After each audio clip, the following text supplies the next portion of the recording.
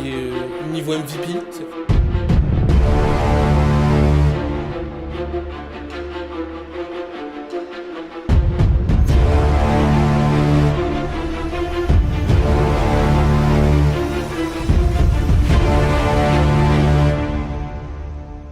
Yo, comment ça va Thomas? Salut Romain, salut à tous. Ça va Ça quoi va. Romain? Tranquille, parfait. Petit, petit décor fait de briquet de broc. Un peu latino en soi, hein, un peu latino. Bon là, j'ai le Tigres pour la League Cup, même si c'est passé avec un beau flocage de Gignac quand même. On respecte. Guignac. Puis Gignac. André Pierre Gignac. Là, on a le Barça, hein, tu connais, et puis l'Argentine, hein, forcément. Les classiques. Petit hommage, parce que forcément, on va parler un peu Inter Miami, hein, comme on dit. On va pas parler que de ça, on va parler El Trafico aussi. Et le dernier match, c'est Philadelphie contre Cincinnati. Donc, c'est bien parce que j'ai déjà annoncé les trois matchs qu'on va parler. Donc, en premier, le résumé, c'est El Le premier ce Trafico. sera El Bon, Trafico. El Ouais. Trafico, Los Angeles FC face à Los Angeles Galaxy. Ensuite, Atlanta qui a gagné contre Inter Miami. Et, euh, et Cincinnati qui s'est Et déplacé sur la pelouse de Philadelphie, ouais, Philadelphie. exactement. Voilà. Ok, on est tout bon pour ça, Thomas. Du coup, Ouais, on hop, est on parti, allez commence tout go. de suite par le Trafico, le LAFC qui remporte enfin un Trafico cette saison. Hein. On les a vus perdre deux fois en Cup et non, deux fois en championnat, il me semble. C'est ça, hein, si je dis pas de bêtises. Il y a une en Cup et deux en Et, championnat, si je dis pas de bêtises. euh, ouais, laisse-moi Il y a vérifier, celui au Rose mais Bowl. Il y a celui au Rose Bowl. on est d'accord que le Galaxy avait gagné jusqu'à présent. Laisse-moi Ouais, ouais, ouais. vérifier. Oui, le Galaxy avait gagné les deux précédents. Les deux précédents. Et LAFC en avait gagné un en championnat 3-2 sur la pelouse du Galaxy. Donc c'est leur quatrième choc de l'année déjà. Quatrième. Et S'il pouvait y donc en ouais, avoir ouais, plus encore. c'est clair. C'est clair. Quatrième choc et du coup deux victoires chacun au final. Donc deux victoires en championnat pour le LAFC, une victoire en championnat pour le Galaxy et une victoire en Cup pour le Galaxy. Donc au final, bon écoute, actuellement on se retrouve sur un 2 partout, mais on aimerait bien avoir un 3-2 ou un 2-3 chez quelqu'un, quoi, Ouais, si tu un vois ce petit que je veux match dire. pour, un match pour départager qui aura la suprématie de Los Angeles. Pourquoi pas en playoff, hein, ce serait Bien sûr, bien magnifique. sûr, bien sûr. Ce serait incroyable. Bon, qu'est-ce qu'on peut dire de ce match, Thomas? D'abord, que au final, pour une fois, déjà le retour de Bouanga, hein, qui était de retour de sélection, retour de sélection de un peu tous les joueurs ce week-end. Il a fait du bien, s'est régalé et il a marqué, il a fait un gros match, ça c'est sûr, c'est le Bouanga qu'on aime et c'est le Bouanga qui est présent dans les gros matchs, ça nous régale. Carlos Vela aussi a été beaucoup présent, une bonne entente collective du côté de Los Angeles. Ils ont marqué, ils se sont fait égaliser tout de suite, ils ont su réagir et puis même si à chaque fois que le LAFC marquait derrière riposter en fait le Galaxy, mais ils ont su trouver la faille l'AFC et bien joué à eux. Du coup, ils ont emporté 4-2, ils ont fait la différence sur les 15 dernières minutes et c'était mérité. Ouais, ouais, c'était complètement mérité. À les stades d'ailleurs, Le hein. LAFC le LAFC a complètement dominé cette rencontre. Ils ont réussi à asphyxier le Galaxy qui n'a pas réussi à développer son jeu. Le LAFC a procédé par transition notamment avec des récupérations hautes et un bon pressing sur le milieu de terrain du Galaxy avec Bogus qui lui continue sur la lancée de ses derniers gros matchs, hein. On se rappelle de sa performance Mathias Bougouche, contre ouais. l'Inter Miami, ouais, contre l'Inter Miami, hein, qui était à peu près dans la même veine, sauf que là cette fois-ci devant les offensifs ont été beaucoup plus inspirés, beaucoup plus nettement plus inspirés. Au final, c'est logique que le LAFC finisse par l'emporter, même si ils se sont fait peur parce que le Galaxy, on sait très bien que dans les classicos et dans les traficos notamment, cette équipe elle est capable de se sublimer. Et malgré un match difficile dans le jeu, elle a quand même réussi à poser des problèmes elle était pas loin du coup au final d'arracher un match nul ou peut-être mieux. Il a malheureusement fallu cette erreur de Chris Mavinga, hein, qui a Ouais, permis au elle est LAFC de grossière, prendre hein. l'avantage et ensuite de mettre un coup derrière la tête à cette équipe du Galaxy. T'as les stats, on a les stats sous les yeux là. Bon, c'est vrai que comme d'habitude, à son image, le LA Galaxy a eu 62% de possession, a dominé, mais il n'a pas su quoi en faire, hein. C'est vraiment l'image de leur saison. Pendant ce temps, Los Angeles, ils ont 40% de 4 ballons sur 10, mais derrière, c'est 14 tirs, 9 cadrés, 1 V, 1 G. C'est beaucoup plus de réalisme, et c'est une équipe championne, c'est pas pour rien. D'ailleurs, tu t'es trompé, par contre, t'as mis 4-3, c'est 4-2 le score final. Mais, Ah ouais, ouais, petite erreur. mais c'est clair que ouais, Denis Bouanga a été de retour, a profité d'une maladresse de Mavinga pour exploiter un bon ballon, a marqué un beau premier but. Non, même si ce qui est bien pour le spectacle, le Galaxy a su répondre à chaque fois. Euh, le LAFC a enfin montré son vrai niveau. Et du coup, c'est drôle parce qu'on en parlait la semaine dernière des deux équipes. Qu'est-ce qu'on disait sur les deux équipes? Le Galaxy, il fallait du réalisme. Ils ont pas réussi, ils ont réussi, mais finalement, si, tu as du réalisme. En mettant deux tirs cadrés de but, tu as du réalisme, tu vois. Mais mais pas assez bon défensivement. C'est ça aussi le problème. Et LAFC, on leur a dit de commencer le sprint final, à montrer qu'ils avaient le niveau du champion. Premier rendez-vous, casse coché. Attention, il en reste encore deux, voire trois d'affilée. On va voir ce que ça donne. On va voir s'ils arrivent à se relancer. Mais ils ont en tout cas tout leur cadre. Ils commencent avec leur recrue à bien s'oxygéner, tu vois. On va dire que ça se fluidifie bien. À voir ce que ça donne sur le reste, tu vois. Mais en tout cas, le premier rendez-vous est coché. Ouais, c'est ça, le premier rendez-vous est coché. On en parlait, comme tu disais, lors de l'émission précédente.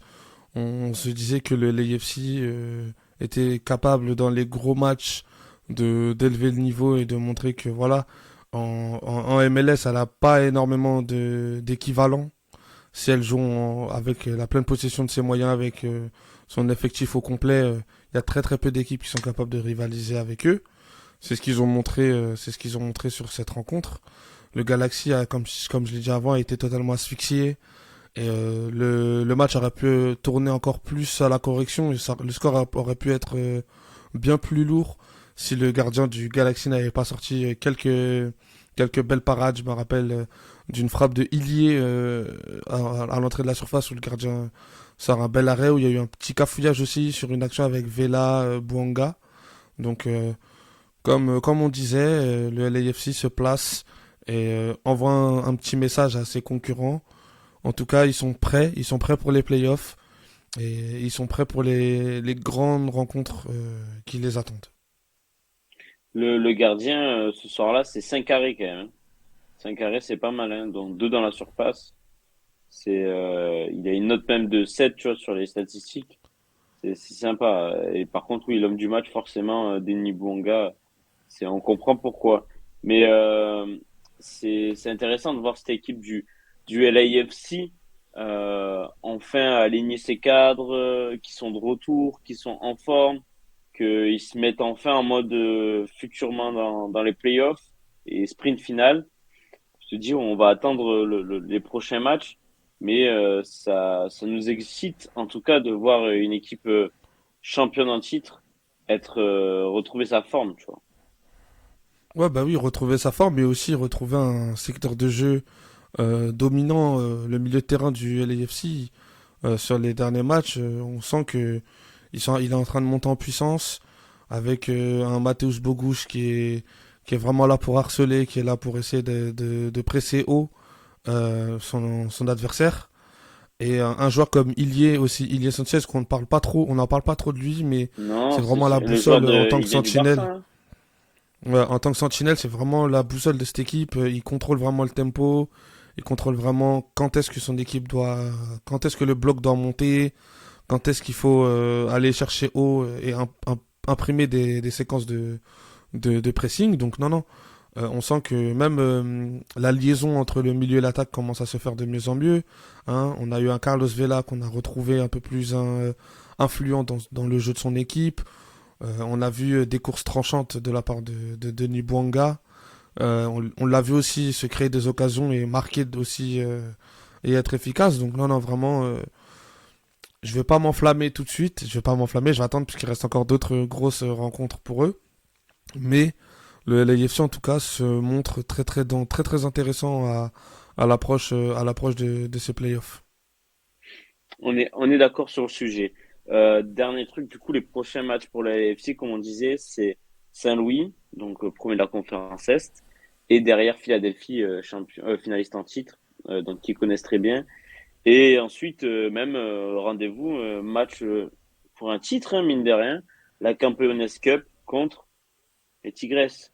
Voilà pourquoi j'ai rapporté mon maillot des Tigresses. Et oui, mine de Guignac, rien, Guignac. Gignac, André Dédé Gignac. Voilà. Et pour le Galaxy, on rappelle les prochains matchs. Comme ça, c'est fait, on aura fait le tour. Les prochains matchs, c'est contre Minnesota, ensuite Austin et enfin Portland. Attention, après ils vont affronter quasiment que des équipes de leur conférence, donc c'est pas plus mal pour jouer les playoffs. Hein. On sait jamais, c'est encore possible en tout cas pour eux. Ils sont pas si loin que ça, tu vois, mais ils perdent du terrain parce que les trois derniers matchs, ils ont pas gagné sur les trois derniers matchs, donc il va falloir qu'ils se reprennent en main. Tu vois, ils sont encore à 6 points de Portland, qui est premier barragiste. Mais tout est encore possible. On le sait très bien. Ah, t'entends plus Thomas? Excuse-moi. Tu m'entends Non? là? Ah ouais, là, c'est bon. Ouais. Ouais. Là, non? Désolé. Tu m'entends là? Oui. Ouais. C'est bon? Ouais, c'est bon. Ouais. Oui, donc je disais ce qui m'inquiète pour le Galaxy, c'est cette fâcheuse tendance à quand le score ne va pas dans leur sens, à très rapidement baisser les bras. On a l'impression que là, quand ils se prennent le troisième but avec la grossière erreur, ça leur coupe les pieds, ça leur coupe l'herbe sous les pieds, et on a l'impression qu'ils ont abdiqué très rapidement et que du coup, euh, les lignes, elles étaient plus assez resserrées. Il y avait des espaces béants au milieu de terrain. L'exemple du dernier but du LAFC où c'est une récupération de Chiellini, où Chiellini il a juste à faire une passe et on se retrouve dans un, je crois si je dis pas de bêtises, un 3 contre 2, dans un 3 contre 2 derrière pour le LAFC, ça se finit par le but de Tillman. Donc attention, on l'a vu avec Saint-Louis à 11 contre 10, ça n'a pas réussi. Là on les a vus dominer. Dès qu'il y a une erreur, ils perdent de pied. C'est pas des signaux qui sont rassurants en vue d'essayer d'accrocher même une place de barrage pour les Mm. playoffs. Ça, c'est pas très rassurant. Et qui dit non barragiste, on rappelle, hein, qui dit non playoff pour l'AFC, pour LA Galaxy, égale démission du président. Ça, il a promis. Donc on va voir. Exactement. Ouais. On va voir. On passe au prochain match, Thomas? Allez, Let's c'est go, parti. on passe. Ah oui, non, t'avais une dernière stat. Je l'avais pas vue. C'est Carlos Vela, c'était Ouais. quoi? Vient de. Excuse-moi, j'avais Il pas a, vu. ouais. Vient de Carlos réussir sa Vela vient quatrième saison de avec au moins réussir. 10 Voilà. passes décisives ou plus. Ouais.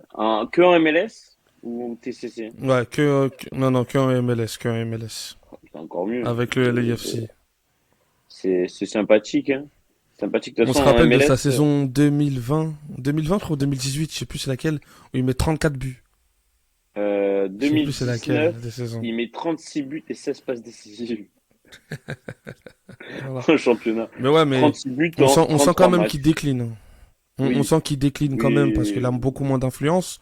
Mais il arrive quand même à être décisif. Et puis, vu que Bah, les matchs importants se rapprochent, l'an dernier, il fait quand même il 12 est passes, là. 12 buts et 14 passes D. Donc bon, c'est pas mal, hein. Il sera là dans les matchs importants. Et vu que là, on y arrive, le voir faire des stats et être un peu plus important dans le jeu, bah, c'est positif pour le LAFC. C'est clair. Du coup, prochain match, c'est Atlanta face à l'Inter Miami et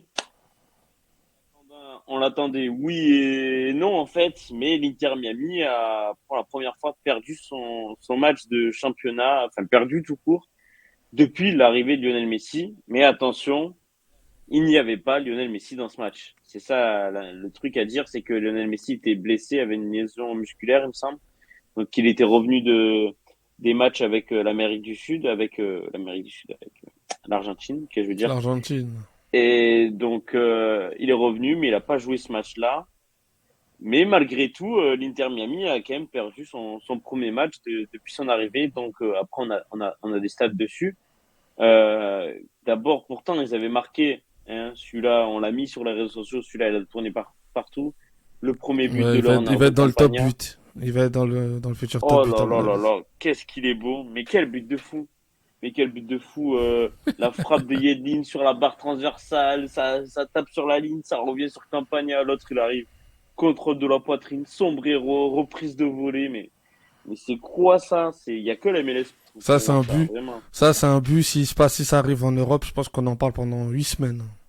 Si Bah c'est un ouais, c'est vrai, c'est vrai. Cristiano Ronaldo qui fait ça, Je je te pense qu'on en jure. parle Même c'est longtemps. Messi qui fait ça, mais il fait ça en Europe, on en parle pendant 8 semaines, tu vois. Mais je te jure, ça arrive en Ligue des Champions, laisse tomber, c'est la folie ce but. Derrière, Atlanta est revenu, a égalisé, et a même plus qu'égalisé, a mis 3 buts en l'espace de même pas un quart d'heure, notamment Tristan Muyumba, le Français de Guingamp, une des recrues d'hiver. Brooks Lennon, hein, l'ancien de Austin, si je dis pas de bêtises, qui est qui est pas mal en ce moment, tu vois. Il est pas mal. Et enfin, et après, bon, au retour des vestiaires 3-1, l'Inter Miami est bien revenu grâce à un penalty. Mais malheureusement, même à 3-2, ils ont essayé, ils ont poussé, mais peut-être trop poussé, ils sont découverts. Et derrière, du coup, c'est Giacomakis, notre attaquant, un peu chouchou cette saison en vrai. Hein. On va pas se mentir, c'est un attaquant qu'on aime bien. Et Tyler Ouais, ouais. Wolf, C'est un attaquant qui pue, qui pue le but. ouais, Un c'est vrai, clair. vrai, Et vrai Tyler renard de Wolf qui est surface. rentré derrière, tu vois, et qui a marqué. Et du coup, bah, l'addition est salée un peu pour Miami, mais en même temps, ils sont découverts. Tu vois, ça aurait très bien pu finir en 3-2, 5-2, c'est fort, mais hein, à la fin, c'était que des 2 contre 2 ou des 1 contre 1 limite. Donc bon, voilà la raison pour laquelle ils ont su transformer. Thiago Almada, lui, l'Argentin, était dans le match. Je vérifie s'il avait fait une passe décisive, mais il me semble pas. Mais en tout cas, Atlanta se réveille enfin. On avait sonné l'alarme ces derniers temps. Bon, ils ont du mal un peu contre les équipes moyennes, mais ils avaient 4 tests, 4 matchs tests. Ils en ont réussi 3 sur 4 quand même. Hein, sur les 5 derniers matchs là, ils ont tapé Nashville 4-0. Ils ont tapé Seattle à l'extérieur 2-0. Et ils ont tapé l'Inter Miami. Et le seul match contre lequel ils ont perdu, c'est Cincinnati, la première équipe de la ligue. Donc c'est pas mal. Ouais, non, c'est très, très positif pour Atlanta. Le bilan de 3 victoires et une seule défaite, franchement, quand les 4 matchs arrivaient à l'époque, on n'aurait pas misé sur un tel résultat comptable. Donc non, non, c'est C'est clair. très très positif pour Atlanta, ça c'est clair. Pour, pour les passeurs, Thiago Almada n'a pas fait de passe décisive. Par contre, on peut souligner la passe décisive de Lennon sur le premier but. Donc un but, une passe D pour lui, pour Brooks Lennon. Et surtout, sur le but de Lennon, moi, ce qui m'a impressionné, c'était la passe décisive de Caleb Wiley, le petit jeune. Incroyable le boulot qu'il fait sur le côté gauche avec Petit la passe en chouchou, retrait, ça. tout Ça, ça. c'est un de nos petits chouchous. Belle découverte en tout cas cet été, Ouais, cette ouais, année, c'est clair. le latéral gauche qui est aussi très ailier, piston un peu. Et Lennon, non, il est passé par Salt Lake, pas par Austin. Je disais des bêtises, mais par contre, il est formé à Liverpool. Donc ça, c'est pas mal. Mais les autres stats, du coup, je pense, Thomas, on peut parler des stats du match. Euh, l'Inter Miami, ouais, au final, un match équilibré, tu vois, comme je te l'ai dit. C'est vrai qu'on a vu le match, c'était vachement équilibré des deux côtés, tu vois, du 50-50 en possession. Bah, forcément, Atlanta a un peu plus tiré. Après, bon, l'Inter Miami avait pas Messi. À n'importe quel match, ça se ressentira que t'as pas Messi, c'est sûr. Est-ce que Miami gagne avec Messi? Peut-être. Je dis pas à 100%, mais peut-être, tu vois. Parce Ben, que peut-être, ça peut être le genre de facteur X qui fait basculer la rencontre de ton côté, forcément. du Forcément. 3-2 à un 2-3, hein. Ouais, Voilà. c'est ça. Parce que Atlanta, eux, de leur côté, ils ont leur meneur de jeu et leur avançant qui est décisif, qui sont sur le terrain. Mm. Donc forcément, en termes d'expérience aussi, l'Inter Miami, t'avais pas Jordi Alba, t'avais que Busquets Ouais. sur le terrain. Ça aussi, ça peut expliquer un peu la défaite. Et puis quand même, tu prends un but casquette, tu prends un but contre son camp. C'est Ouais, dommage parce que tu mènes au tu score prends et un tu... but qui est peut-être valide ou pas valide, tu vois, c'est bizarre. Ouais, non, c'est un manque de réussite pour l'Inter Miami. Faut pas qu'il s'alarme, hein. Faut qu'il Ouais. continue parce que dans le contenu du match, c'était quand même très très correct, très très positif ce qu'ils ont produit. Malheureusement, ça arrive hein, sur des matchs que certains faits de jeu te soient défavorables. C'est ce qui s'est passé. Tant mieux pour Atlanta parce que pour eux, ça continue, continue leur dynamique, hein. Mais pour l'Inter Miami, bon, c'est que la première défaite depuis que Messi est arrivé. Bon, c'est pas bien grave. En plus, Messi n'était pas là, donc ce qui est dommageable, c'est plus sur le plan comptable qu'autre chose. Sur le plan Mm. sport, sur le plan du jeu, c'est pas très grave en soi parce qu'il y a quand même eu des choses positives. Mais sur le plan comptable, maintenant, tu t'es grillé quand même une petite cartouche. Il va pas te rester beaucoup de matchs. Il va pas te rester beaucoup de matchs. T'as pas le droit à l'erreur beaucoup de fois là. Tu vois. Et j'ai envie de dire, heureusement que tes concurrents directs, eux aussi, se sont pris un peu les pieds dans le tapis. Ce qui fait qu'au final, tu perds pas énormément de points sur tes concurrents directs. Bon, moi, Donc, c'est positif au final. Ça va. C'est pas, c'est une défaite qui aurait pu être plus grave que ça, qui aurait pu avoir plus d'incidence. c'est pas une défaite lourde de sens qu'on pourrait dire certains. Ce que je regrette juste, c'est des fois que défensivement, certains défenseurs n'aient pas fait l'effort jusqu'au bout à la fin du match. Tu vois, sur les derniers buts, bon, il y a les replis défensifs, c'est pas ça, quoi. Il n'y a pas vraiment d'effort. Tu peux mettre la dernière la dernière slide sur Miami, où bah là, on voulait dire que quand même depuis l'arrivée de Messi, c'était en MLS, c'était quand même 3 victoires. On précise en MLS, hein, parce qu'il est arrivé, il a fait que la League Cup au début. 3 victoires à nul et donc une première défaite. Mais cette défaite était sans Messi. Et ensuite, on rappelle qu'avant Messi, les 11 précédents matchs de MLS sans Messi, c'était 0 victoire et 8 défaites, mine de rien, hein, sur les 11 matchs d'avant entre mai et juillet. Et depuis l'arrivée de Messi, c'est 13 matchs, toutes compétitions confondues, 11 victoires, un nul et une seule défaite où il n'est pas là. Ils sont d'ailleurs qu'à 7 points des barrages. C'est beaucoup, mais pas beaucoup non plus. Tu vois, les Galaxy est à 6 points, Miami est à 7 points. Après, c'est pas les mêmes conférences, mais Miami a plus C'est pas de. les mêmes équipes non plus. Oui. Bon, il y a une, on a plus d'assurance que l'autre. Mais c'est sûr qu'aujourd'hui, j'ai une pièce, je préfère miser sur Miami plutôt que sur Austin, mais sur Los Angeles, pardon. Mais les deux ont 27 matchs, ouais, c'est ça. Un match de moins que les autres équipes quasiment. Donc ça peut se faire, tu vois. Et puis devant, c'est DC United ou Montréal, les barragistes. Tu sais que c'est pas les équipes les plus régulières, quoi. Et ça peut perdre des matchs. Euh, Ouais, comme je te disais, c'est heureusement pour eux que cette défaite n'est pas rédhibitoire parce que tes adversaires directs hein, n'ont pas pris énormément de points. Parce que je crois qu'au final, tu perds que un point, tu perds un point sur tes concurrents directs alors que tu aurais pu en perdre trois, voire deux si les autres équipes avaient fait le boulot. Donc ça va, Heureusement, il y a eu beaucoup de matchs nuls. ouais, c'est pas non plus rédhibitoire et éliminatoire pour eux. Donc toutes leurs chances, ils ont encore toutes leurs chances d'espérer accrocher une place de barragiste au moins. Et puis quand Messi reviendra, je pense que ça fera un peu plus la différence. Ouais. Ok, on est d'accord, on est bon sur ça. Thomas, on passe à dernier match qu'on a voulu analyser la semaine, Philadelphie contre Cincinnati. Un gros choc, mine de rien, côté conférence Est. Et deux grosses équipes. Bah ouais, d'un côté, Ouais, t'avais Cincinnati qui pouvait en cas de victoire valider son titre, ah oui, valider le premier de la de, conférence oui, du Supporter Shield. Supporter Shield. Ouais, ça, merci. On est d'accord. Et de l'autre côté, Bah, de l'autre côté, t'avais Philly qui en cas de victoire pouvait repasser à la deuxième place. c'est ça. Du coup, devenir le dauphin de Cincinnati. C'est ça. Et au final, bah, ils sont neutralisés. Ils sont neutralisés. Que dire de ce match que bah, d'abord, c'est Philly qui a mené 2-0. Ils ont ils sont mieux rentrés dans le match, c'est sûr. Et puis bon, seconde mi-temps, Cincinnati s'est réveillé et a su faire revenir dans le match et faire la différence comme ils savent le faire en soi.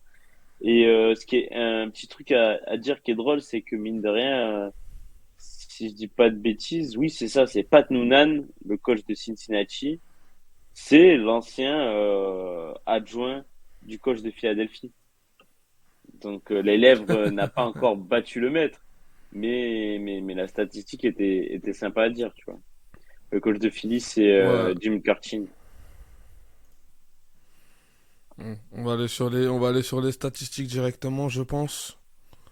Hein. Ouais, Ouais, personnellement, j'ai trouvé le match avec quand même de l'intensité et on a senti que c'était un choc, hein, que quand même chacune des deux équipes peut-être voulait un peu marquer l'autre en vue d'une éventuelle rencontre lors des playoffs. Il y a eu beaucoup d'engagement, beaucoup de fautes. Je crois au total on a 44 fautes, si je dis pas de bêtises, c'est beaucoup, hein. sur sur la rencontre. Ouais, ça a été énormément haché. Là, il y a eu Mm. beaucoup d'arrêts de jeu, où l'arbitre a dû venir régler des conflits, notamment entre Julian Bah, il y a eu deux Carranza et rouges, la hein. défense centrale de Cincinnati, où au final il y a deux cartons rouges. Donc ça montre que c'était quand même un match dans l'engagement plus que dans la qualité technique. Parce que j'ai trouvé quand même le match pauvre. Pauvre. Il y a Mm. des buts, c'est sur un peu des coups du sort, un peu de réussite. T'as le premier but qui est joli, c'est une belle frappe de loin.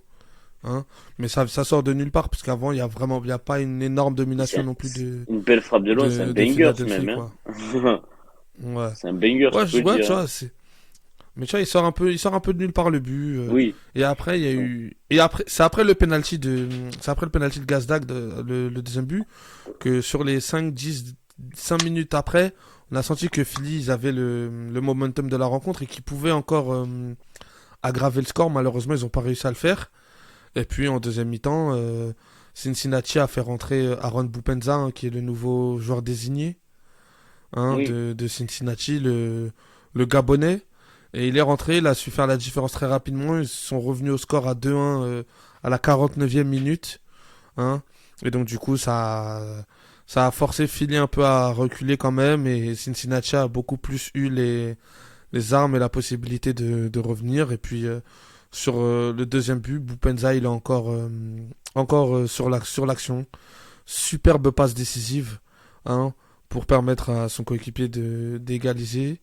Donc au final, c'est un match nul logique, mérité. En termes de stats, on voit bien que on a le même nombre de tirs cadrés, quasiment le même nombre de tirs par équipe. Hein. Il y a même Cincinnati qui aurait pu peut-être arracher La la victoire. victoire dans les dernières minutes, hein, qui a poussé. Hein. Mais Philly a su faire le dos rond et au final, le match nul me paraît tout à fait logique.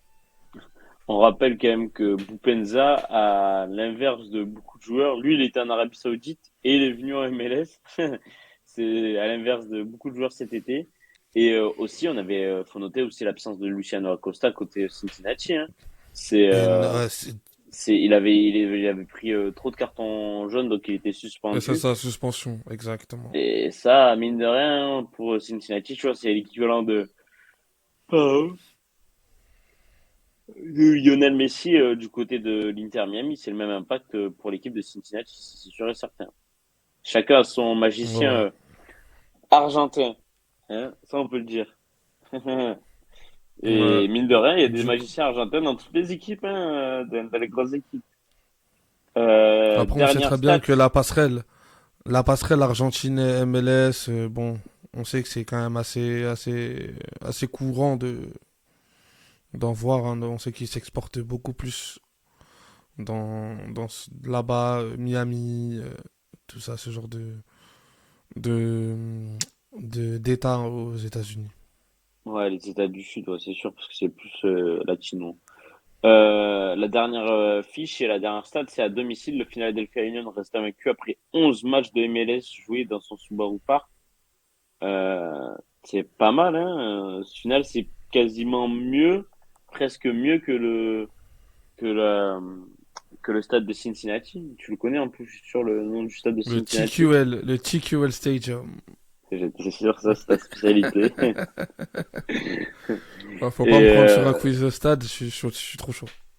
c'est clair, c'est clair. Mais ouais, c'est pas pour rien du coup qu'ils reviennent à la troisième place et qu'ils reviennent bientôt même sur le dos de Orlando qui est actuellement deuxième parce que Philadelphie à domicile ça reste intraitable et on l'a vu de toute façon déjà l'an dernier en playoff et ils ont fait c'est comme ça ils ont su aller en finale. Et ben, tu sais quoi, Bah, pourtant, je vais vérifier quand même le nombre de points combien était Philadelphie à domicile cette saison dans la conférence.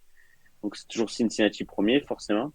Mais la deuxième et troisième meilleure équipe de leur conférence à domicile sont New England Revolution et Columbus. Et Philadelphie est quatrième. Mais Philadelphie a un match en moins à domicile. Donc mais ce voilà les qui raisons est, du pourquoi. tu, tu m'as fait une transition parfaite, hein, sur les playoffs. Pour moi, le plus bel avantage qu'ils auront, c'est s'ils arrivent à choper l'avantage du terrain pour les playoffs. Ouais, Bah, tu sais que t'as tes certitudes quand tu joues à domicile et que tu es capable de renverser n'importe quelle situation. Et ça, c'est très très bien dans une configuration de match aller-retour. ça c'est Et sûr. pour Philly, d'avoir cette certitude-là, c'est pas négligeable et c'est quelque chose de très très très intéressant pour eux. Tu vois. Ça, ça c'est sûr. N'importe quelle équipe qui est quasiment intraitable à domicile. C'est l'un des plus gros avantages possibles au football en soi. Ouais, clairement, clairement. Je Regarde, vérifie. pareil, dis-moi. Ah, la seule défaite qu'ils ont à domicile, si je dis pas de bêtises, attends, je finis de vérifier. Voilà, la seule défaite qu'ils ont cette saison à domicile, c'est contre Orlando, Philadelphie. Et est-ce que c'était au Subaru Park? Oui, c'était au Subaru Park. Ça veut dire que Orlando est la bête noire des séries, parce que les deux seules équipes qui ont perdu à domicile cette saison, qui étaient invaincues, c'est Orlando et enfin c'est Cincinnati et Philadelphie, et les deux fois contre Orlando. Sauf que Orlando a mis fin à une série du côté de Cincinnati de 13 matchs consécutifs. Or, Orlando, au début, quand ils ont tapé Philadelphie, c'était un tout début de saison, dès leur deuxième match, je crois, de- Ouais, et Philadelphie t'es pas rodé comme aujourd'hui. exactement. Depuis cette défaite, ils sont sur 11 matchs sans défaite. C'est ça. On est d'accord, Thomas. Exactement, c'est ça, ouais, c'est ça. Voilà. On est tout bon. Ok, on va terminer. Hein, s'il n'y a plus d'autres, je vérifie. Si, pardon, excuse-moi, tu as une fiche sur Daniel Gazdag. Tu voulais dire un petit mot sur notre MVP l'an Le, dernier, qui n'a pas été MVP, mais on peut ouais, dire MVP des le, finales. Enfin, des playoffs déjà. le, le Hongrois, ouais. Ben, pour moi, c'est vraiment il a pris une dimension exceptionnelle, hein, depuis la saison dernière, hein. Il est passé joueur désigné en plus en début de saison, Bah, c'est hein. Eh tellement ben, mérité. il est sur des stats un peu moins flamboyantes, hein, que l'année passée, où l'année passée, il termine avec 24 buts et 10 passes décisives, hein. Mais il est toujours aussi important pour son équipe. C'est toujours lui le dépositaire du jeu de Philly, hein. Il a une touche technique, je trouve. Il a une sensibilité technique chez lui, hein. Je sais pas, je le trouve habile de ses pieds, des bons déplacements, des bonnes orientations, hein. Il sent le jeu. Et cette saison, il en est à 12 buts et 9 passes décisives. Donc il s'approche encore à nouveau du double-double. Donc encore un joueur à suivre en MLS et on espère qu'il va rester longtemps en MLS parce que ce mec-là, il est indispensable et quand il est très très bon et lancé surtout, il fait mal et il stat. Il paye peut-être le début de saison qui est un peu plus compliqué pour son équipe où il n'a pas pu vraiment se distinguer, mais depuis que Philadelphie est mieux, depuis qu'ils ont lancé leur marche en avant, ben bizarrement on a un Daniel Gazdag qui est omniprésent et qui fait le boulot pour son équipe. J'ai une dernière fiche du coup, puisqu'on parlait de la force de Philadelphie à domicile. Hein. Moi, ce qui m'impressionne quand même, c'est Cincinnati, hein, malgré, comme tu as dit, qu'il n'y avait pas Luciano Acosta. Hein, ils ont quand même trouvé des ressources géniales et fantastiques. Parce que Ah, t'es ça, c'est mené leur 2-0 spécialité, hein. contre Philly. Ouais, t'es mené 2-0 contre Philly. Philly qui est invaincu depuis 11 matchs. Tu te dis, bon, on se dit que le match est perdu, etc. Et cette équipe réussit quand même à trouver les ressources mentales pour aller chercher une égalisation. Et en plus, ils auraient même pu remporter le match. Donc, c'est la spécialité, c'est du Made in Cincinnati. Hein.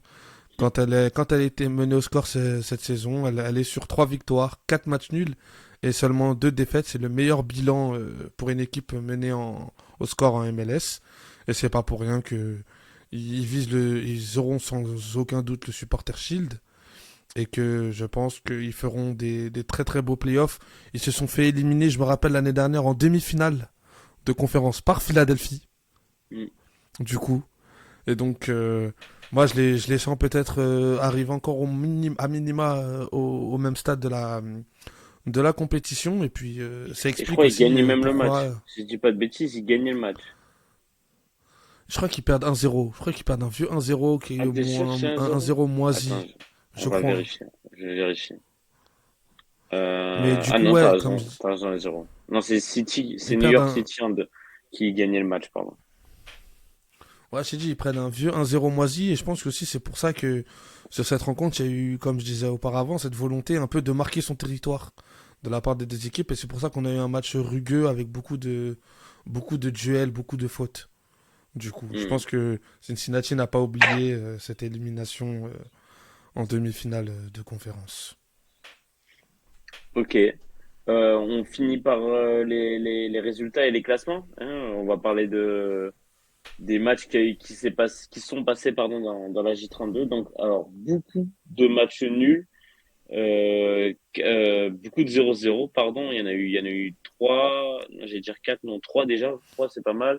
Montréal, New York, le duel de New York qui a accouché d'un 0-0, c'est dommage. On avait deux derbys, les derbys de New York et de Los Angeles. Ça a accouché sur un match nul du côté de New York. Encore un match nul du côté de Philly, on en a parlé. Charlotte DC United aussi. Donc, ils se neutralisent, mine de rien, parce que ça, c'est des équipes qui jouent les barrages pour les playoffs ou les playoffs. Hein. On a, par contre, la grosse surprise, enfin, surprise, non, pas du tout, en fait. Non, l'autre gros match, mais qu'on n'a pas pu parler, c'est Orlando City contre Columbus Crew, un match assez fou, tu vois, qui se termine en 4-3, dont des buts fous à la fin d'Orlando. Franchement, Columbus, ils ont merdé parce qu'ils auraient dû gagner ce match. Et c'est quelque Ensuite, chose qui commence à énerver le coach. Ça, bah, c'est des situations qui se répètent beaucoup trop souvent du côté de Columbus et j'ai l'impression que Wilfried Nancy commence un peu à en avoir marre de voir son équipe peut-être un peu trop joueuse à certains moments de la rencontre. ouais, des fois, faut être pragmatique, tu vois. Et d'ailleurs, Columbus, va falloir que ils arrivent à résoudre ce problème parce qu'en playoff, il faut garder le score, quoi. Si tu vois ce que je veux dire. Dallas qui gagne, on ne sait pas d'où, contre Seattle. Tant mieux pour eux, c'est un bon coup de réaliser. Le Sporting qui va gagner face à Minnesota qui est en forme ces derniers temps, c'est intéressant. Vancouver qui gagne face à Toronto. Dans ce derby canadien, on va dire, même si c'est pas du tout un derby, mais c'est deux équipes canadiennes. dont un magnifique maillot de Toronto. On retient celui-là, hein. On comprend vraiment pourquoi ils perdent. Qu'est-ce qu'il était ignoble. San Jose qui gagne, qui respire un peu face à Salt Lake, qui était une équipe en forme. Il y a eu le magnifique Houston Dynamo Saint-Louis avec un superbe but collectif à le voir vraiment de Houston. Il Leur sera but aussi dans le top but.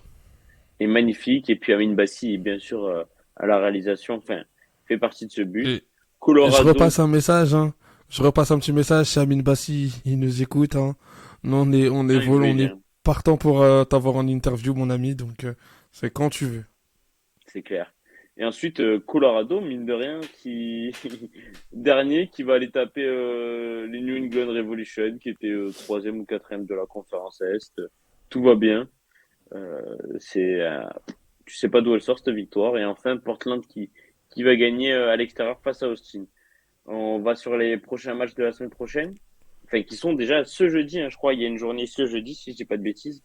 Juste en 3, il va y avoir deux matchs cette semaine. Premier match, Columbus Crew face à Chicago, New York face à Orlando. Orlando peut sûrement peut-être se quasiment valider son billet pour les playoffs. DC United qui accueille Atlanta, Montréal qui accueille Cincinnati. Attention à Montréal. Le Charlotte aussi qui accueille Philadelphie. Seattle qui se déplace sur la pelouse de Colorado, qui pourquoi pas pourrait faire deux exploits.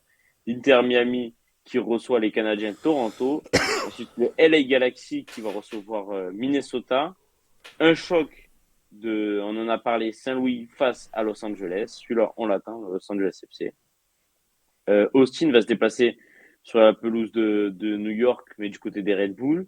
Houston Dynamo face à Vancouver. Enfin, le Real Salt Lake contre Dallas, Portland Timbers face à San Jose Earthquake et le dernier match, ça sera Sporting Kansas City face à Nashville. Un match qui te hype plus que les autres, hormis le Saint Louis Los Angeles. Comme ça, je dirais peut-être le Houston Vancouver, parce que Vancouver, ils sont bien placés. Hmm. Dans la Ouais, ouais, conférence, je crois ouais. qu'ils sont quatrième, hein, Ben, si je dis pas de bêtises. si je dis pas de bêtises, ils sont 4 et 3 ou 4 et 5, hein, les deux. Donc, ils sont très bien Voilà, placés, les donc deux. ce match-là, ce match m'intéresse beaucoup. Et après, sinon, je dirais peut-être Portland de San Jose, parce que Portland eux aussi sont sur une plutôt jolie dynamique, hein, sur ces dernières On en rencontres. a Donc, parlé la semaine dernière, ouais. et après, mon Ok. petit chouchou, je pense, ça restera Sporting Kansas City Nashville. J'ai envie de voir Alan Pulido. Oui, ouais, ouais. Alan Pulido face à Nani Mouktar, hein, toujours intéressant. Et puis, Nashville, il faut qu'il Voilà. se relance parce que ces derniers temps, c'est pas flamboyant. Alors qu'il avait fait un début de trombe. Tu peux balancer d'ailleurs les classements. On va commencer par la conférence Est ou Ouest, Thomas. Qu'est-ce que tu nous as préparé comme surprise? Roulement de tambour et c'est la conférence Est. C'était sûr. Conférence Est. Donc, en vrai, tu sais quoi? Moi qui ai fait le classement, il n'y a eu aucun changement, sauf Orlando qui passe devant New England. C'est tout. Je te jure qu'il n'y a eu aucun changement. Sinon, Bon, bah, c'est du le coup, même que la semaine dernière. Et tant mieux, ça me fait moins de travail. Je vais pas te mentir, parce on qu'il y a peut eu passer à beaucoup l'ouest, hein, du coup. de matchs nuls. Ouais, ouais, c'est clair. On passe à l'ouest. Et du coup, là, il y a eu du changement. Los Angeles repasse devant Seattle. Vancouver 4 et 5, tu vois. Le quatrième contre le cinquième. Vancouver ou Houston. T'avais raison. Real Salt Lake. Mais là, mine de rien, regarde, entre San Jose et Los Angeles FC, donc la deuxième et la septième place, t'as 3 points. 3 points d'écart. C'est dérisoire. Après, t'as des matchs en plus, des matchs en moins, tout ça. Mais c'est serré. C'est ça qu'on veut. C'est que Ouais, chaque équipe ça qui joue dans un gagne. mouchoir de poche. Ouais, et là c'est impossible de prédire ton top 7 au final, tu vois. Ouais, non, c'est Ton top compliqué. 2 à la rigueur, mais top 7 c'est compliqué, tu vois. Ça peut aller très vite. Il y a Bah, on sait des jamais, équipes qui hein. peuvent tout perdre, comme On tout peut gagner. avoir, on peut avoir Vancouver deuxième et Salt Lake troisième, hein, par exemple. Tu vois, c'est fou. Ça serait fou. Non, non, t'as raison. Derrière, du coup, Minnesota et Portland sont les deux barragistes. Sporting Kansas est dixième et se rapproche. Hein. Le Sporting, attention, il se rapproche du barragiste. Mine de rien, depuis que Pulido a réactivé la machine, le Sporting a réactivé la machine. Et en plus, il a prolongé, c'est ça la news de la semaine un peu. C'est que Pulido a En tant que prolongé, joueur désigné, ouais. bien sûr, forcément. Dallas et Austin sautent. Attention, les deux équipes du Texas peuvent sauter et ce serait pas une surprise pour moi, vu leur saison très moyenne. Enfin, LA Galaxy, on en a parlé tout à l'heure, est à 6 points du premier barragiste, avec 2 matchs en moins. Donc, s'ils gagnent ces 2 matchs, euh, ils pourraient revenir à égalité de Portland, mais il va falloir qu'ils améliorent leur goal average, en tout cas. Mais c'est possible. On est bon, Thomas? Ouais, on est bon, tout est bon pour moi, hein, parfait. Eh ben, merci à toi. Je pense pas qu'on ait de MLA Show cette semaine, enfin la semaine prochaine. Enfin, déjà derrière, après jeudi, je pense pas. La semaine prochaine, on verra, à voir, pourquoi pas. Si j'ai le temps, c'est moi qui n'ai pas trop le temps. Mais pourquoi pas lundi prochain, on verra. Lundi ou mardi prochain. Ouais, ouais. Bon, bah, c'est pas grave. De toute façon, si jamais il n'y aura pas d'MLS Show, on essaiera de vous faire un contenu différent, au moins C'est qui vous clair. récapitule les classements. Je On voulais est d'accord aussi avec ça. peut-être faire un petit mot pour vous dire que du coup, là, sur le Instagram de Showtime, vous avez votre rendez-vous de l'Overtime qui est de retour depuis le début de cette saison NFL avec Antoine. Donc, n'hésitez pas à vous rendre sur la page Instagram pour voir l'Overtime, le petit Reels que Antoine vous a concocté. Qui Un est de Reels de très bonne qualité, hein, qualité, comme donc toujours. clairement magnifique, bien produit. Il a fait du bon travail. Puis, on se retrouve en début de semaine prochaine. Allez, ciao ciao. Yes, on est bon. Ciao, ciao.